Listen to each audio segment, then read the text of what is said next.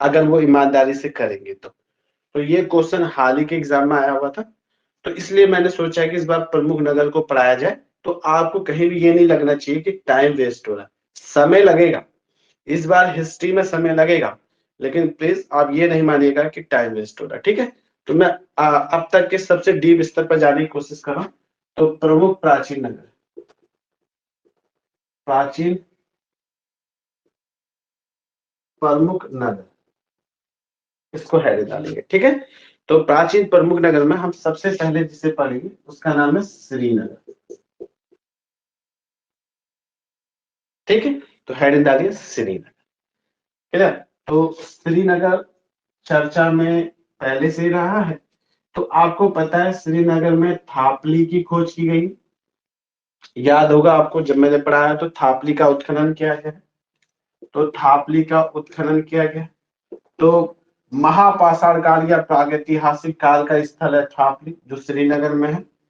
तो यहाँ पे उत्खनन कार्य किया गया था, और यहाँ से जो जो चीजें प्राप्त हुई है ये मैं लिखा चुका हूँ। तो थापली इंपॉर्टेंट हो गया, बहुत चीज पढ़ना है इसको, हो सकता है कि आज पूरा लेक्चर श्रीनगर पे चला जाए, ठीक है। दूसरा, किस नदी के किनारे है, तो ये अलकनंदा नदी के किनारे है, ठीक है। अलकनंदा नदी के किनारे मिलेगा आपको। इसके अलावा यहाँ पे क्या क्या हुआ कि 1803 में, आपको याद हो जब गोरखा 1790 को जीतने के बाद 1791 में गढ़वाल में आक्रमण करते हैं, तो उनकी पराजय हो जाती है, अंततः शासकों में और गोरखाओं के मध्य संधि होती है। और 1803 में जब गढ़वाल श्रीनगर में आपदा आती है, भूकंप आता है, तो इस भूकंप से काफी आर्थिक स्थिति और जनहानि बहुत ज्यादा होती है गढ़वाल शासकों को। इसका फायदा गोरखा उठाते हैं और 1803 में आक्रमण करते हैं। 1803 ये वाला क्वेश्चन आ चुका है, ठीक है। तो ये वाला क्वेश्चन यूके ट्रिपल एससी में आ चुका है। तो ये 1803 यहां से है। तो 1803 में क्या होता है, भीषण भूकंप आया श्रीनगर में। तो गढ़वाल लिखा होगा, तो श्रीनगर में भीषण भूकंप आया, और इस भीषण भूकंप में राजधानी पूरी समाप्त हो गई। राजधानी, अभी मैं बताऊंगा, अभी आप पढ़ेंगे राजधानी लगभग लगभग बहुत क्षति पहुंची, राजधानी अभी नहीं, राजधानी आगे चल के समाप्त होगी, ठीक है। लगभग लगभग 1894 में समाप्त हो जाएगी पूरी की पूरी। अब ध्यान दीजिएगा, तो राजधानी क्षति हुई, राजधानी को क्षति पहुंची, कितना लिखेगा। तो ये वाला क्वेश्चन है। अगला क्वेश्चन यहां से आ सकता है, जो मुझे उम्मीद है, ठीक है। अलकनंदा नदी के किनारे है, ये आप पढ़ चुके हैं। थापला में का उत्खनन, थापली का उत्खनन किया गया था या थापला का उत्खनन किया गया था, ये आप पढ़ चुके हैं। 1803 में यह वाला क्वेश्चन आ चुका है। अगला है 25 अगस्त 1894, 25 अगस्त 1894, ये डेट को याद रखिएगा। यहाँ पे क्या हुआ, क्योंकि ये अलकनंदा नदी के किनारे है, तो अलकनंदा नदी में भीषण बाढ़ आई, तो अलकनंदा नदी में बाढ़ आ गई, और ये बाढ़ हल्की फुल्की नहीं थी दोस्तों, इस बाढ़ ने बहुत तबाही मचाई, इसने लगभग लगभग श्रीनगर समाप्त कर दिया। तो जो श्रीनगर था, जिसे हम पुराना श्रीनगर कह सकते हैं, पुराना श्रीनगर, वो भी श्रीनगर के बदले आप यहाँ पे पुराना श्रीनगर लिखेगा, पुराना श्रीनगर उसने समाप्त कर दिया, ठीक। यहां तक लिख चुके ना 1803 तक।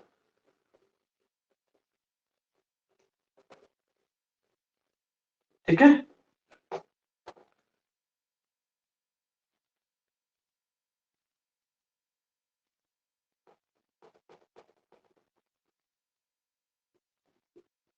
लगभग लगभग पूरा का पूरा पुराना श्रीनगर इसने समाप्त कर दिया, तो राजधानी पूर्णता बह गई। तो ये राजधानी थी। अभी राजधानी कैसे कैसे बनी, कब कब बनी, इसमें मैं चर्चा तो करूंगा। राजधानी पूर्णता बह गई, तो ये डेट तो बहुत इंपॉर्टेंट हो जाती है, जिसमें श्रीनगर पूरा बह गया, श्रीनगर पूरा ढह गया, वो तो बहुत इंपॉर्टेंट हो जाती है। तो राजधानी पूर्णता बह गई, ठीक है। अभी मैं राजधानी पे बात करूंगा, तो 1894 में, अगर आपको ध्यान हो तो मैं अभी हल्का फुल्का बता देता हूं।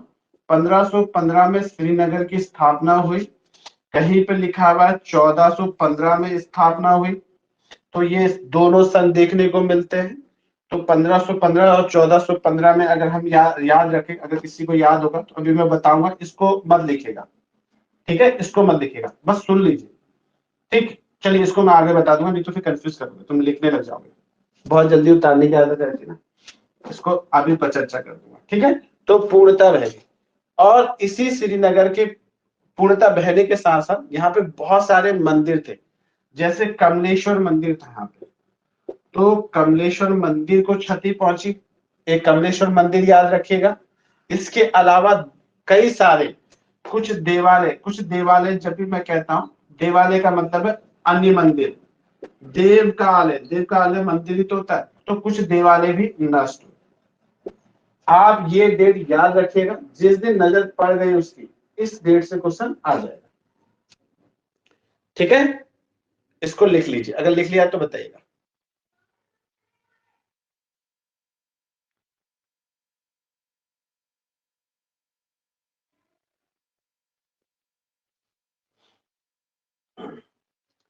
ठीक, तो मैं यारी वीडियो अपलोड नहीं करूंगा, समझ रहे हो आप। तो इस वीडियो को क्यों अपलोड नहीं करेंगे, क्योंकि इसमें बहुत सारा मसाला है, इसमें बहुत इंपॉर्टेंट पॉइंट है, तो इसको अपलोड नहीं करेंगे, ठीक है।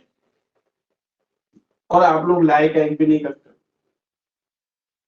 खाली बेइज्जती होती दोस्तों के बीच में, इससे अच्छा तो मैं अपलोड रेयर ही वीडियो करूंगा, ठीक। चलिएगा, अब श्रीनगर कई राजवंशों की राजधानी था, तो श्रीनगर एक राजधानी के रूप में यदि हम देखें, एक राजधानी के रूप में हम देखें,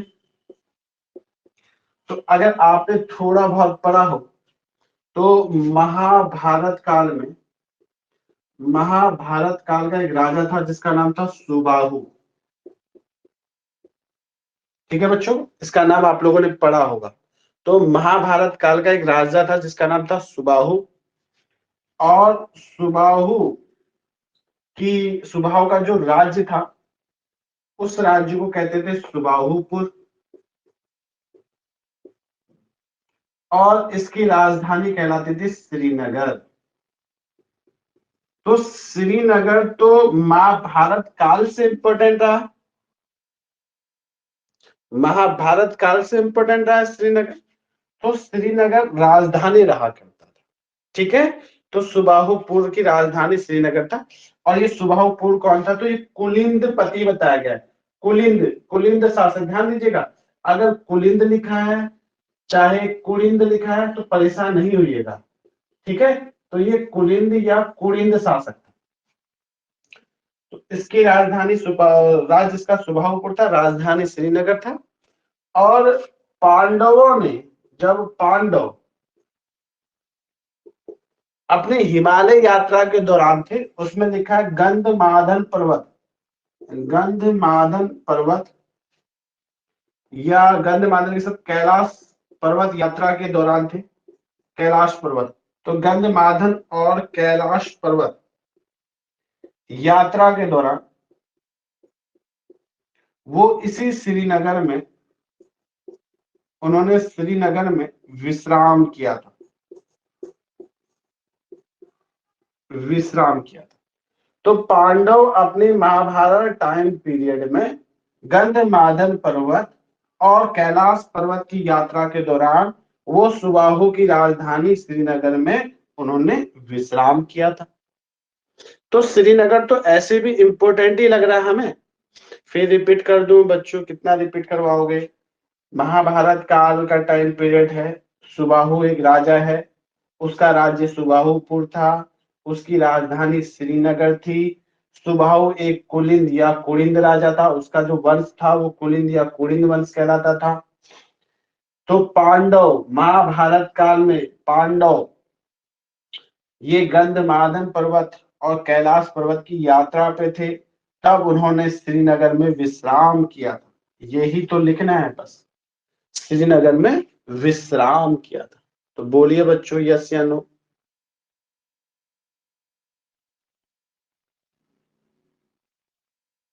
लिख लिया सबने? तेजी से बच्चों, तेजी से लिखो, थोड़ा सा स्पीड बढ़ाइए।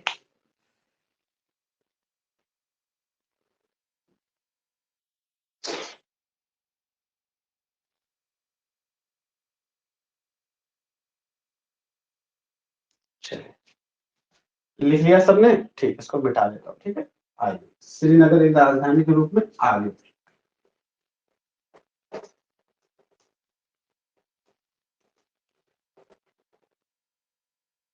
ठीक है, तो अगला ध्यान देना, ये अजय पाल से लेकर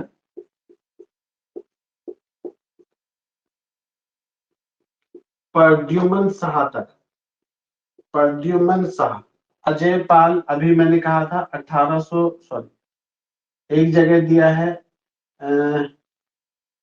1514 दिया हुआ है, एक जगह 1515 दिया हुआ है, तो दोनों सन को लिख लीजिए। ठीक है, तो 1515 या 1514 दोनों लिख लीजिए। और यहां तक 14 मई 1804 तक, ठीक है, लगभग लगभग 1804 तक ये प्रद्युमन शाह की राजधानी था। तो 1500 से लेकर 1804 तक लगभग लगभग 300 वर्षों तक या 320 वर्षों तक, भी हम 1500 मान लेते हैं, लगभग लगभग 300 वर्षों तक ये पवारों की राजधानी रहा, पवार वंशों की राजधानी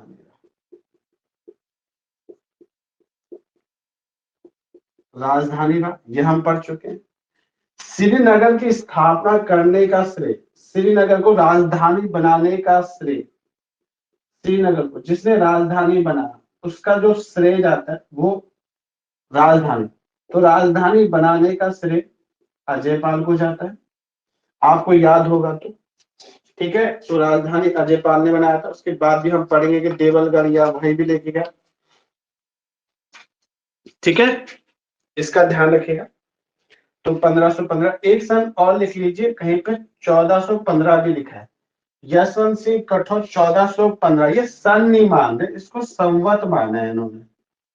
ठीक है, थोड़ा सा चिंता का विषय है कि अजय जो यशवंत सिंह कठोर से वो 1414 को संवत मान रहे हैं, लेकिन हम प्रमाणित मान लेते हैं 1515 या 1514, 2 वर्ष को मान लेते हैं। ठीक है, क्योंकि 2 वर्ष ज्यादा प्रमाणित मानेंगे।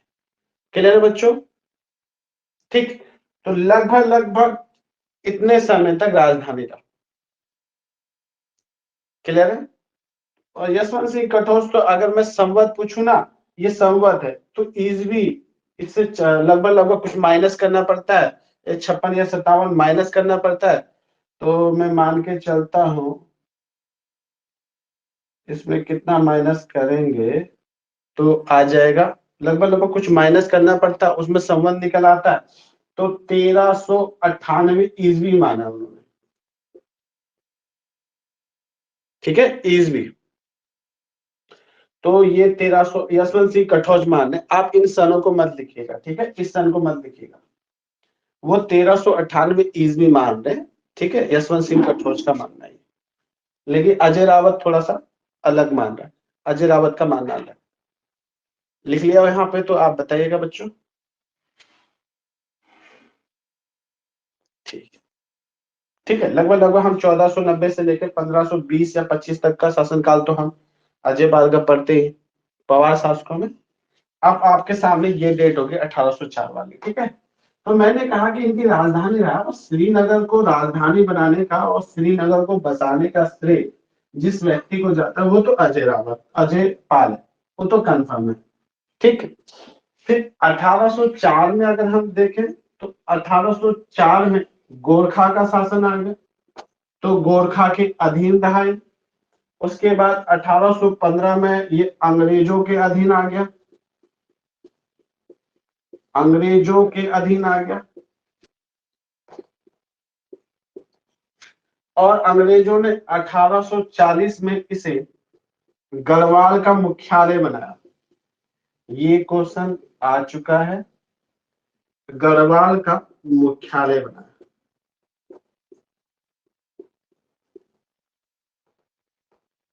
ये क्वेश्चन आ चुका है 1800।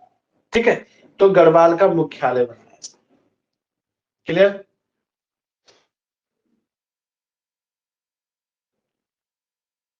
तो श्रीनगर एक बहुत इंपॉर्टेंट क्षेत्र रहा है।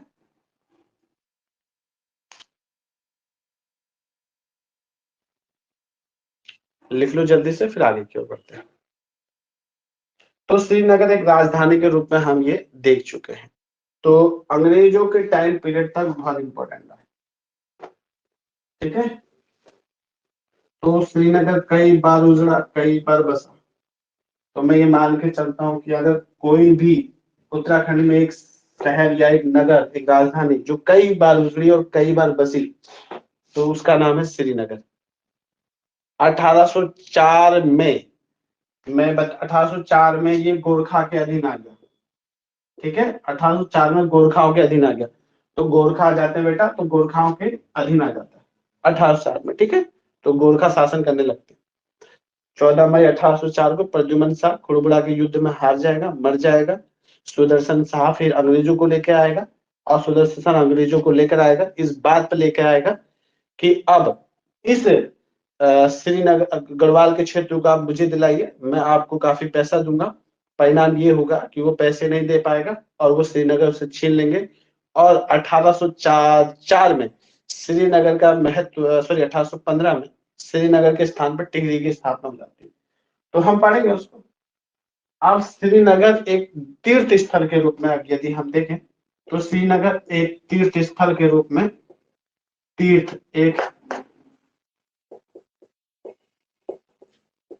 स्थल के रूप में यदि हम देखें, तो हम पाएंगे कि इसका जो पौराणिक नाम है, यानी प्राचीन नाम हम कहें, तो प्राचीन नाम कर लेते हैं। तो प्राचीन नाम यदि हम कहें, तो इस क्षेत्र को सिरी क्षेत्र भी कहते हैं, सिरी क्षेत्र। और ये सिरी क्षेत्र, तो श्रीनगर का एक प्राचीन नाम सिरी क्षेत्र मिलेगा। किसमें कहा गया, तो स्कंद पुराण में कहा गया। तो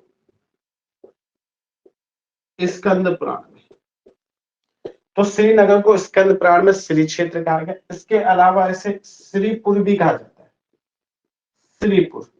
तो इसके दो प्राचीन नाम हमें देखने को मिलते हैं, श्रीपुर।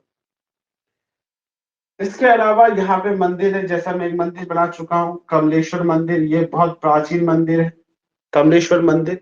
यहाँ अभी भी अनंत चतुर्दशी का विशाल मेला लगता है। तो यहाँ भी अभी भी अनंत चतुर्दशी का विशाल मेला लगता है।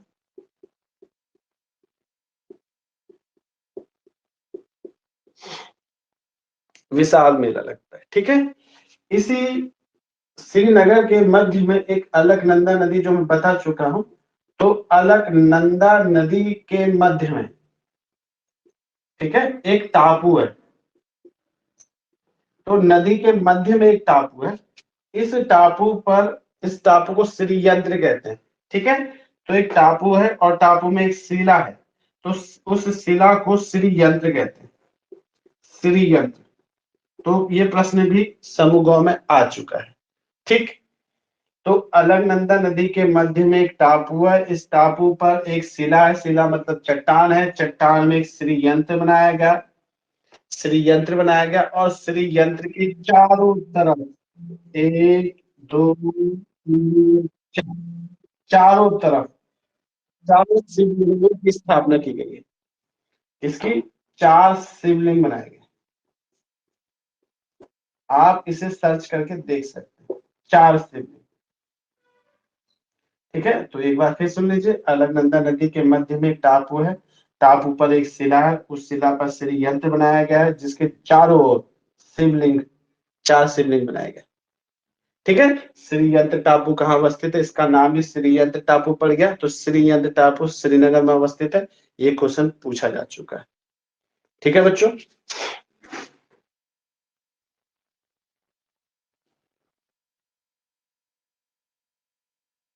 अभी भी हम लोग बहुत सारे मंदिर पढ़ रहे हैं, तो तेजी से, थोड़ा सा तेजी से कर लीजिए। थोड़ा सा स्पीड बढ़ाओ। ठीक है, तो ये तनुजा तो तेजी से लिख लेती है, बाकी तुम लोग क्यों इतने ढीले हो। टापू बेटा देखो, टापू है, अलकनंदा नदी के मध्य में एक टापू बना है। ठीक है। अलकनंदा नदी के मध्य में एक टापू बना है जिसका नाम है श्रीयंत्र टापू। इस श्रीयंत्र टापू के चारों ओर 4 शिवलिंग बनाए गए हैं। तो इस श्रीयंत्र टापू कहाँ अवस्थित है? तो अलकनंदा नदी पर श्रीनगर में अवस्थित है। इसके चारों 4 शिवलिंग बनाए हैं। ठीक है। मैं बहुत तेज हो रहा हूँ, क्या बोल दो यस या नो? बस सुनो सुनो हो जाओ, थोड़ा सा जल्दी से बताओ। बहुत तेज हो रहा हूँ क्या?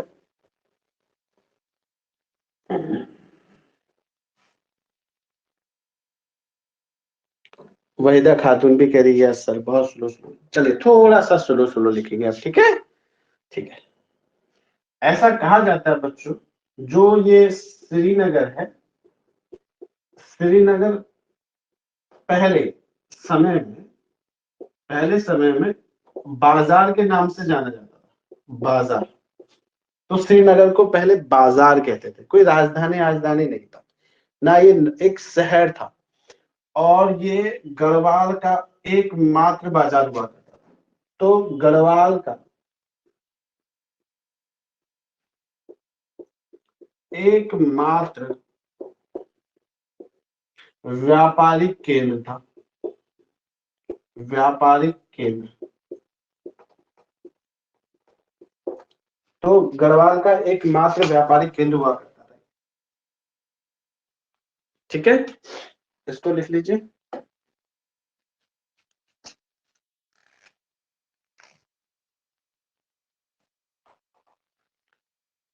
इतना बोर्ड वर्ड करना पड़ता है, खत्म हो जाता है।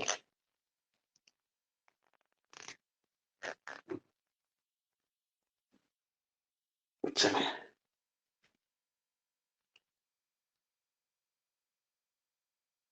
देखो, जिसको इसका इम्पोर्टेंस समझ में आएगा वो इसे पढ़ेगा, जिसको लगेगा कि इसका इम्पोर्टेंस नहीं है, क्योंकि आप देख रहे हो बच्चों उत्तराखंड बहुत इंपॉर्टेंट है, बहुत ज्यादा मेहनत करनी है। ठीक, तो मैं जितना पढ़ा रहा हूँ दोस्तों, पुराने बच्चे जिनको लग रहा है वो जो अब जिनको लगा कि उत्तराखंड कवर हो चुका है, अब वो चले गए। अब वो लगभग लगभग 40 में से 30-32 नंबर के क्वेश्चन कर ही लेते हैं। तो लेकिन फिर भी हम लगभग लगभग 40 में से 35 हमें क्वेश्चन करने, उसके लिए ये मेहनत है। ठीक है। तो आप सब लोगों की नौकरी लग जाए, मेहनत कीजिए बहुत तेजी से। तो बाजार केंद्र के रूप में था, एकमात्र बाजार था। ठीक है। बाद में ये राजधानी बना, तो गढ़वाल का एकमात्र बाजार कहते हैं। ठीक है। श्रीनगर में ही ये वाला क्वेश्चन भी आ चुका है। श्रीनगर में ही श्याम शाह ने सामा शाही बागान की स्थापना की थी। सामा शाही बागान। ठीक है। आप बोलेंगे तो मैं किताब में दिखा दूंगा, साफ साफ लिखा हुआ सामा शाही बागान की स्थापना की थी श्याम शाह ने। ये क्वेश्चन भी यूके ट्रिपल एससी में आ चुका है। ठीक है। तो सामा शाही बागान की स्थापना की थी। सामा शाही बागान आम की आम आम लगाया जाता था यहाँ पे। आम, इस बागान में आम बहुत लगाया जाता था। ठीक है। तो आम था। यह श्रीनगर यह श्रीनगर संस्कृत के विद्वानों का केंद्र भी रहा। संस्कृत के विद्वानों का केंद्र। कौन कौन से विद्वान यहाँ रहे, तो उनका नाम एक एक करके आप लिख लीजिए। जैसे मतीराम हो गया, भूषण जी हो गए, ये तो मतीराम भूषण रतन कवि। तो ये संस्कृत के विद्वान इधर रहे, तो इन विद्वानों का केंद्र था।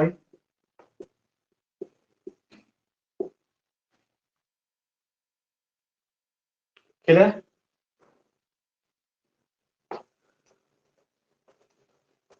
इसके अलावा श्रीनगर में चित्रकारों का भी केंद्र रहा है। चित्रकार भी रहे हैं। जैसे आपको याद होगा तुवर श्यामदास। तो तुवर श्यामदास सुलेमान सिकों के साथ आया हुआ था, और इसी के वंशज हुए मौलाराम। इन लोगों ने गढ़वाल चित्रकला शैली का विकास किया। ठीक है, तो चित्रकारों में यदि हम देखें, मैं स्लो हो जा रहा हूं, चित्रकारों में यदि हम देखें तो तुवर श्यामदास जैसे चित्रकार, मौला राम जैसे चित्रकार श्रीनगर में रहते थे। इन्हीं लोगों ने ही गढ़वाल चित्रकला शैली का विकास किया है, गढ़वाल चित्रकला शैली का विकास किया।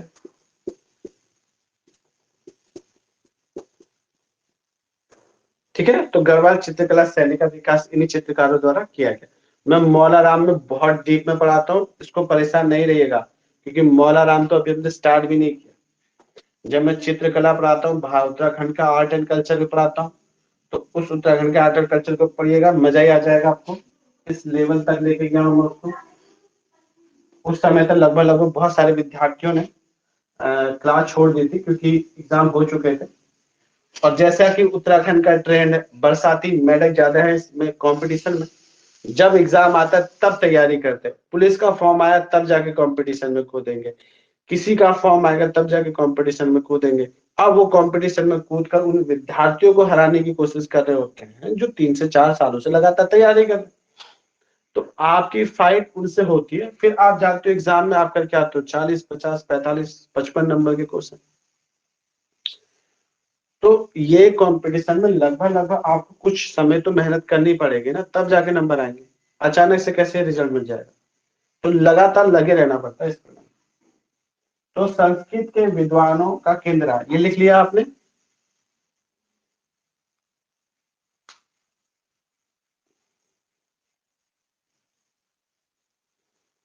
चलिए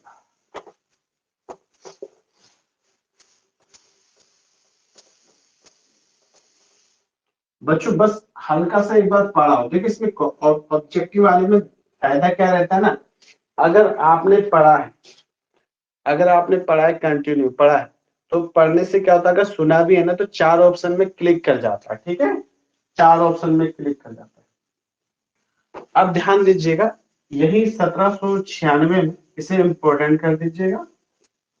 ठीक है, आप चाहो तो चित्रकार वाला, आप चाहो तो संस्कृत के विद्वान वाला, उन्हें काट दीजिएगा, उन्हें याद करने की जरूरत नहीं है, उन्हें याद नहीं करना। ठीक है, कौन कौन थे, कब कब थे, इन्हें याद करने की जरूरत नहीं, लेकिन इसको याद रखिएगा। 1796 में कैप्टन हार्डविक नाम है उसका।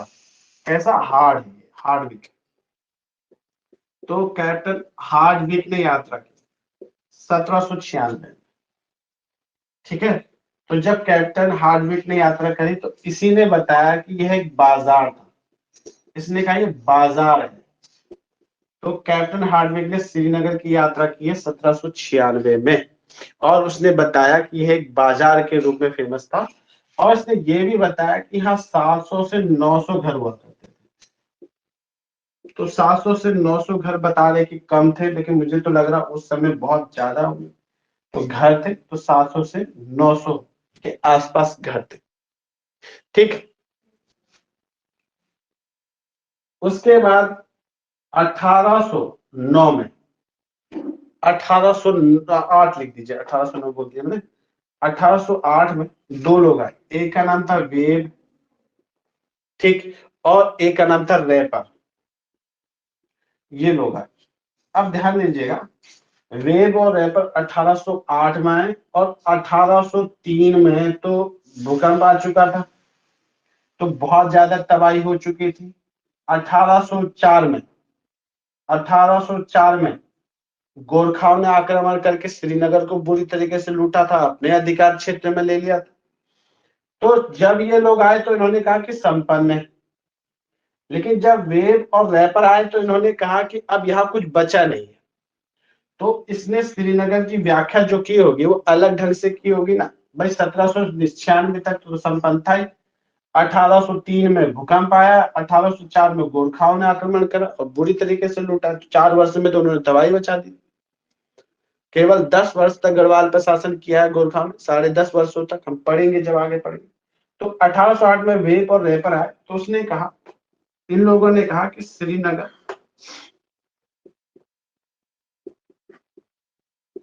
एक ध्वस्त नगर था। इन्होंने इसे एक ध्वस्त नगर के रूप में देखा। इसको याद करने की जरूरत नहीं, केवल याद रखना 1808 में वेब और रेपन ने श्रीनगर की यात्रा की, 1796 में कैप्टन हार्डविक ने श्रीनगर की यात्रा की। ठीक है, इसके अलावा कोई याद करने की जरूरत नहीं, बस ये कहानी आपको थोड़ा सा याद रहेगी, कहानी के थ्रू आपको ये नाम याद रहेंगे, इसलिए मैं लिखा। तो एक ध्वस्त नगर है।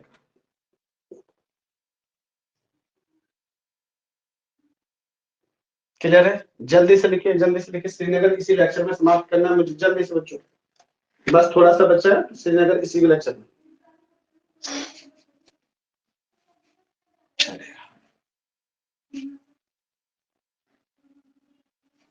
जिन बच्चों की फीस जमा नहीं हुई या जिन बच्चों का मंथ कंप्लीट हो गया और जो नए बच्चे जुड़े हैं वो अपने अपनी फीस जमा कर देंगे। ठीक है, फीस जमा कर देंगे, इस बार कोई रियायत नहीं दे रहा हूँ, सबको बाहर कर रहा हूँ। इतनी मेहनत कर रहा हूँ तो फीस राइट टाइम में जमा होनी चाहिए कि नहीं होनी चाहिए? बताओ मित्रों, क्या लगता है?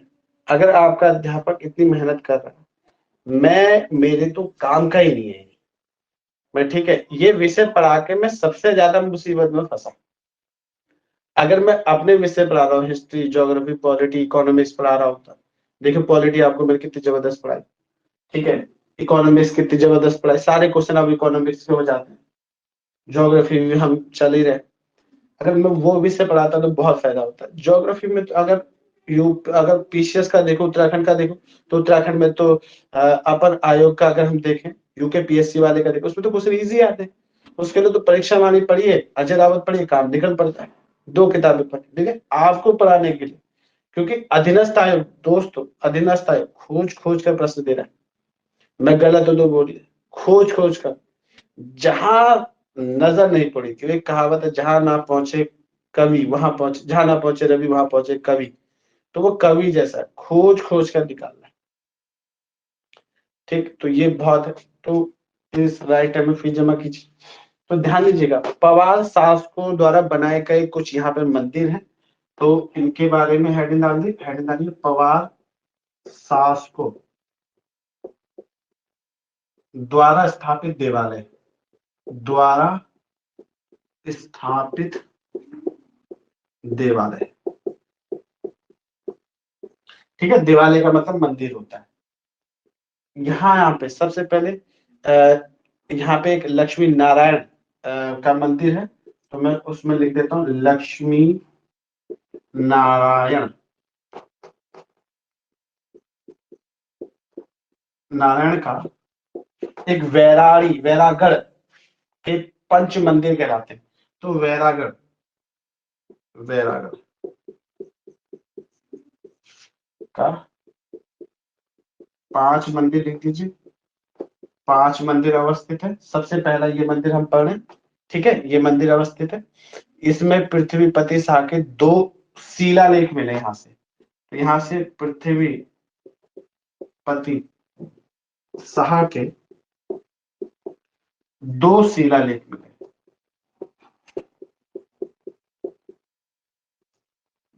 ठीक है, तो पृथ्वीपति शाह के 2 शिलालेख मिले। तो लक्ष्मी नारायण का वैरागढ़ का 5 मंदिर है, और यहाँ से आपको पृथ्वीपति शाह के 2 शिलालेख मिले आपको। ठीक है, जल्दी से लिखिएगा।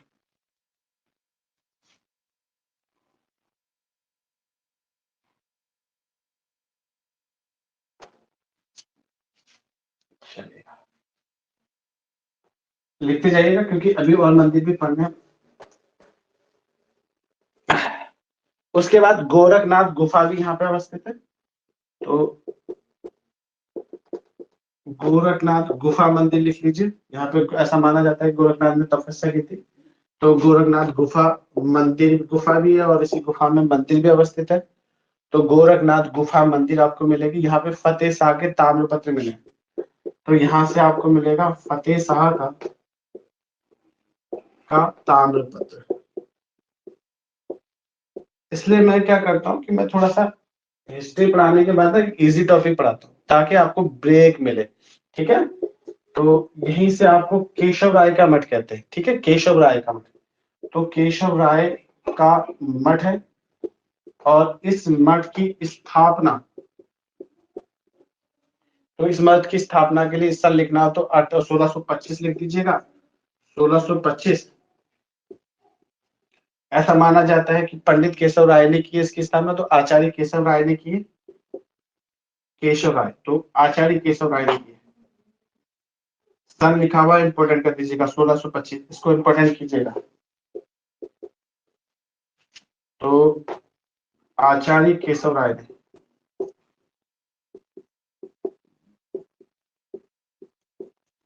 इस समय शासनकाल था श्यामदास का, श्याम शाह का, श्याम शाह का शासनकाल था। ठीक है, तो केशव राय मठ, केशव राय का मठ की स्थापना जो की है 1625 में की है, श्याम शाह ने की है, और आचार्य केशव राय द्वारा की गई है, और श्याम शाह का शासनकाल। तो अजय रावत लिखते हैं कि केशव राय मठ की स्थापना श्याम शाह ने की है। ठीक है, तो जो भी नाम आ जाए, तो अगर श्याम शाह का नाम आ जाए तो आप श्याम शाह लगा दीजिएगा। ठीक है,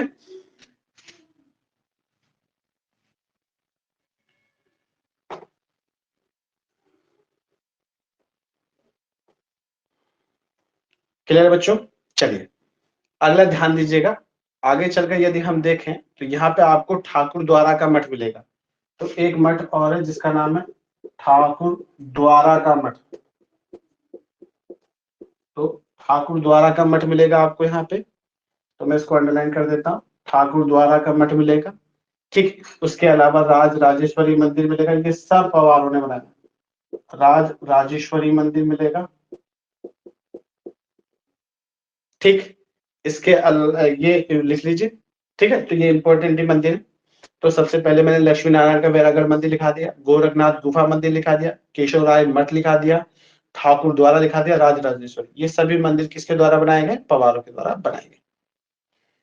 इतना लिख लिया हो तो बताइएगा जल्दी से।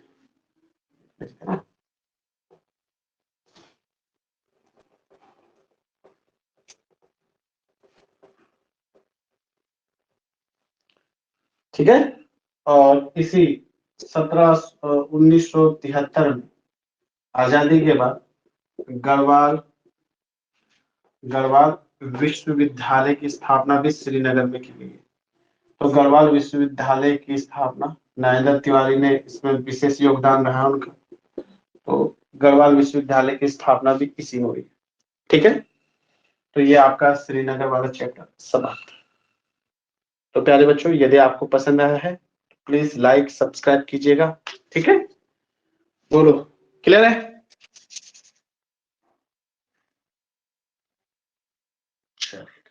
बहुत मेहनत है दोस्त, बहुत मेहनत है इसमें। अरे इसका नाम मत लिखो, देखिए नरेंद्र तिवारी का प्रयास था, तो नरेंद्र तिवारी के प्रयास से ही कुमाऊं विश्वविद्यालय भी बना और गढ़वाल विश्वविद्यालय भी बना। तो एनडी तिवारी बाबू जी हमारे। चलेगा, रखते हैं बच्चों, आज की क्लास यही समाप्त होती है। नमस्कार।